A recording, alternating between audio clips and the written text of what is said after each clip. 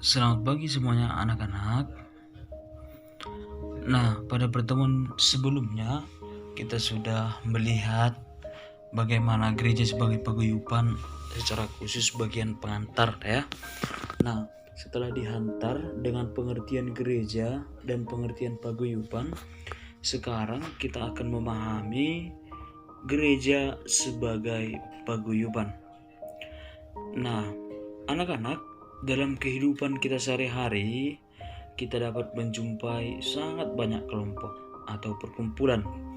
Nah, misalnya perkumpulan marga, ya, atau perkumpulan persadaun sejenis yang lainnya, begitulah. Nah, tapi perlu kita garis bawahi bahwa tidak semua bentuk kelompok tersebut dinamai sebagai komunion atau komunio, atau dalam bahasa Indonesia itu persekutuan. Nah, kendati pun banyak kelompok, banyak perkumpulan, tetapi suatu perkumpulan itu dinamai sebagai persekutuan atau komunio bila ada komunikasi dan interaksi yang berlangsung terus-menerus dan setiap anggotanya berjuang agar kebersamaan mereka itu tetap utuh terjaga demi kebahagiaan bersama.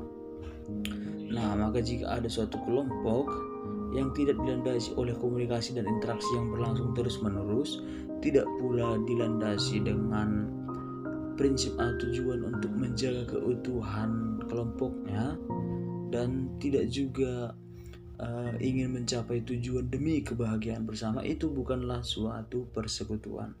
Nah, persekutuan itu harus ada komunikasi dan interaksi yang terus-menerus. Kemudian setiap anggota juga berjuang untuk apa? Untuk keutuhan kelompoknya tersebut demi kebahagiaan bersama. Nah, itu adalah persekutuan atau komunio. Nah, model persekutuan dalam kehidupan kita menggereja itu tampak dalam persekutuan para rasul, para murid Yesus, yang dikisahkan dalam Kisah Para Rasul 2 ayat 41 sampai 47. Di sana dikisahkan bagaimana kehidupan persekutuan para rasul tersebut.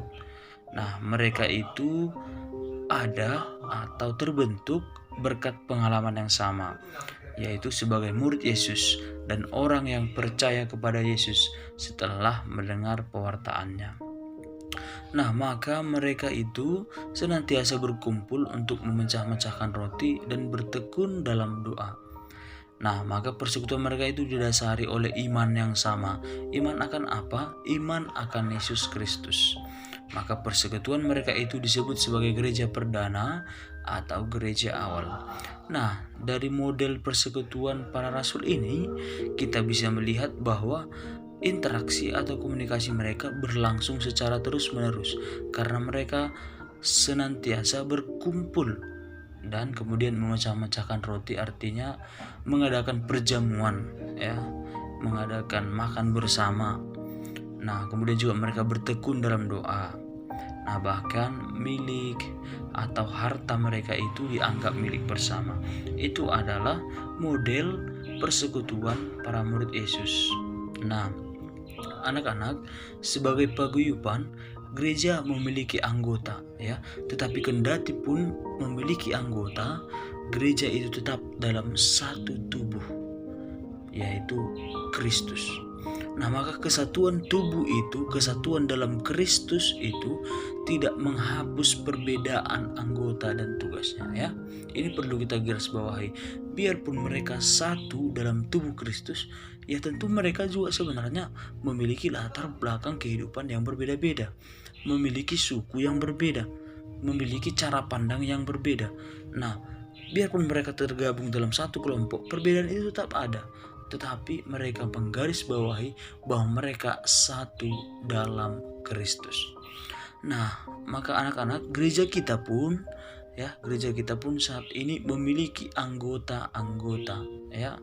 Nah, anggota-anggota gereja tersebut memiliki peran ya dan tugas masing-masing.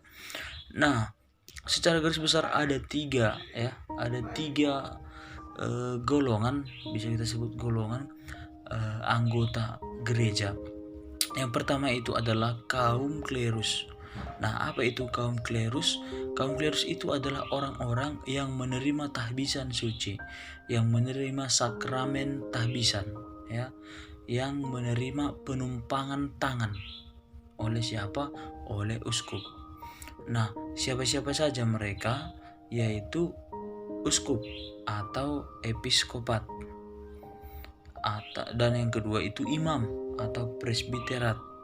Dan kemudian yang ketiga itu diakon, ya, maksud saya ya, diakon. Ini diakon yang menerima tahbisan diakonat. Nah, maka mereka bertugas untuk apa? Untuk pelayanan rohani dan menguduskan gereja melalui perayaan-perayaan sakramen. Maka perayaan-perayaan sakramen itu dipersembahkan oleh kaum klerus yang menerima tahbisan suci. Nah, itu adalah anggota gereja kelompok pertama, ya. Nah, kemudian kita lihat kemudian juga ada anggota gereja, yaitu mereka kaum hidup bakti atau biarawan-biarawati yang terdiri dari tarekat atau kongregasi religius. Nah, bisa religius, bisa pula sekular. Nah, mereka ini kaum hidup bakti ini bertugas untuk mewartakan kabar gembira dalam bentuk apa? Dalam pendidikan, medis, rumah-rumah retret atau lain sebagainya.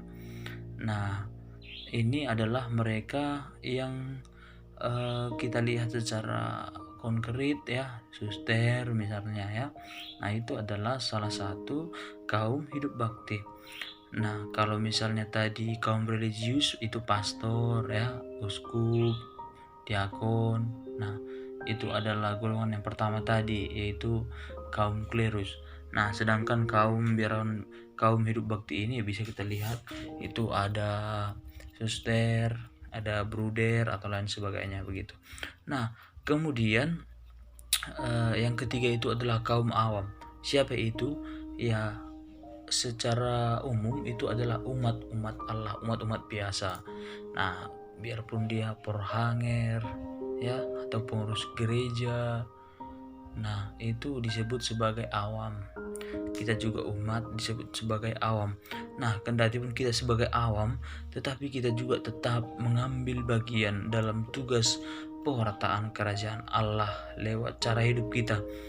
Nah, kendati pun ini, ya, ada kaum klerus tadi, ada kaum hidup bakti, ada kaum awam, kendati pun berbeda-beda, tetapi mereka tetap satu dalam tubuh Kristus, yaitu gereja. Dengan adanya anggota-anggota gereja ini, kaum-kaum ini, kiranya gereja semakin hidup, lebih hidup, bila semua anggota-anggotanya menjalankan tugasnya, menjalankan perannya dengan baik. Nah, oke, anak-anak, demikian materi kita pada hari ini. Semoga kalian memahami materi yang saya berikan. Terima kasih.